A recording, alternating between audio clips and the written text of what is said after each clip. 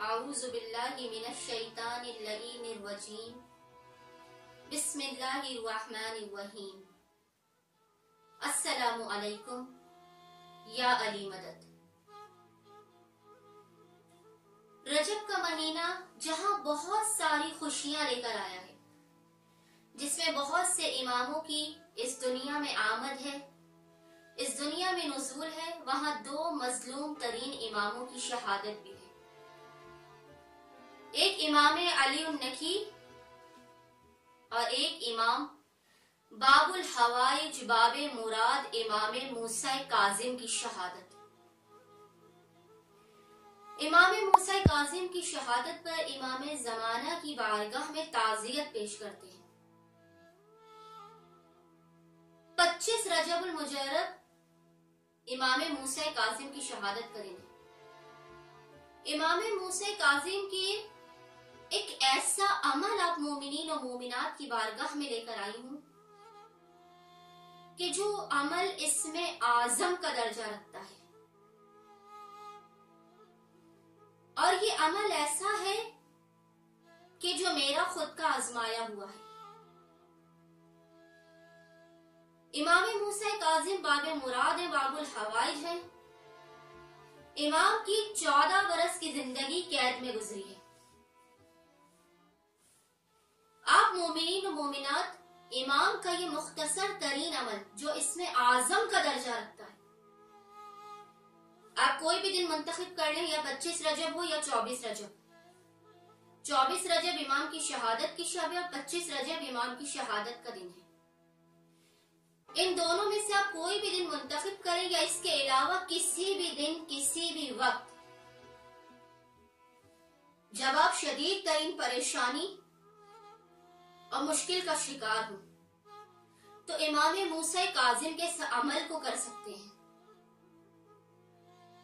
عمل کیا کرنا ہے آپ نے کہ 24 اور 25 رجب کے دن آپ نے یا امام بارگاہ میں جدھر امام کے مصائب بیان ہو رہے وہاں جانا ہے، یا خود اپنے گھر میں فرش عزا کو بچھا کر 7ویں امام کے امام موسیٰ کاظم کے مصائب بیان کرنے۔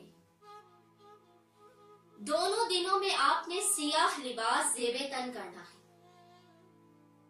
اس کے بعد جب آپ امام بارگاہ جائیں یا گھر میں جس جگہ بھی امام موسیٰ کاظم کے مصائب بیان ہو رہے ہوں، آپ نے مصائب سننے کے بعد ایک کونے میں بیٹھ کر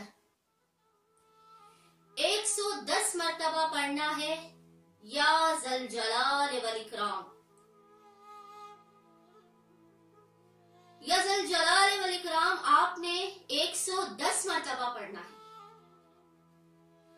اس کے بعد آپ نے سجدے میں سر کو رکھ کر 110 مرتبہ پڑھنا ہے یا مولائی یا موسیٰ ابن جعفر باب الحوائج ادرکنی۔